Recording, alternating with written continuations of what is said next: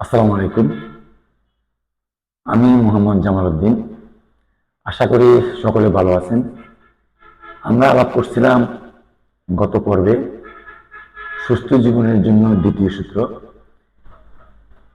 আমরা দ্বিতীয় সূত্রের এটি দ্বিতীয় পর্ব।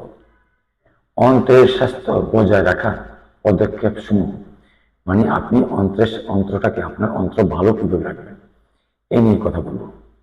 আমাদের হজম প্রক্রিয়াকে উন্নত করবে এবং সামগ্রিক স্বাস্থ্য বজায় রাখবে।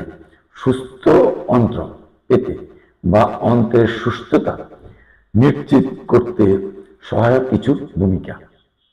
আমরা কি কি কাজ করলে আমাদের অন্ত্র সুস্থ থাকবে?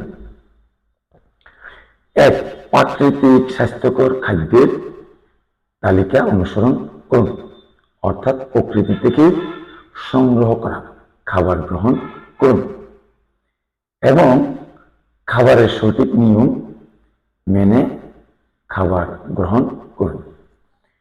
দুই, প্রিবায়োটিক্স এবং প্রোবায়োটিক্স সমৃদ্ধ খাবার গ্রহণ করুন, অথবা প্রিবায়োটিক্স বা প্রোবায়োটিক্সের আপনারা বিভিন্নভাবে ইয়া করতে পারেন। যেমন ন্যাচারালি টক দই, সাওয়ারক্রাউট, টক দই এবং সাওয়ারক্রাউট থেকে আপনারা প্রিবায়োটিক সংগ্রহ বা প্রোবায়োটিক সংগ্রহ করতে পারেন, এগুলো ন্যাচারালি।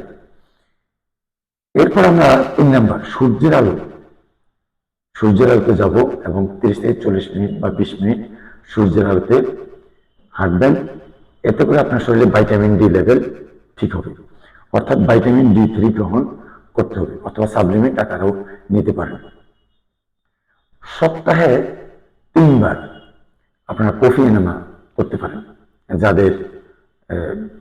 যাদের অন্ত্রের সমস্যা বেশি তারা ইসবগুলের বসি বা সাথে মধু একসাথে মিক্স করে আমরা যদি 1 গ্লাস পানিতে মিক্স করে খাই, তাহলে আমাদের অন্ত্রের মল সহজে নিঃসৃত হবে এবং অন্ত্র পরিষ্কার হবে। আসলে এই কাজগুলো করলে আমাদের অন্ত্র সুস্থ থাকবে। মনে রাখবেন, সুস্থ অন্ত্র মানেই আমাদের সুস্থ শরীর।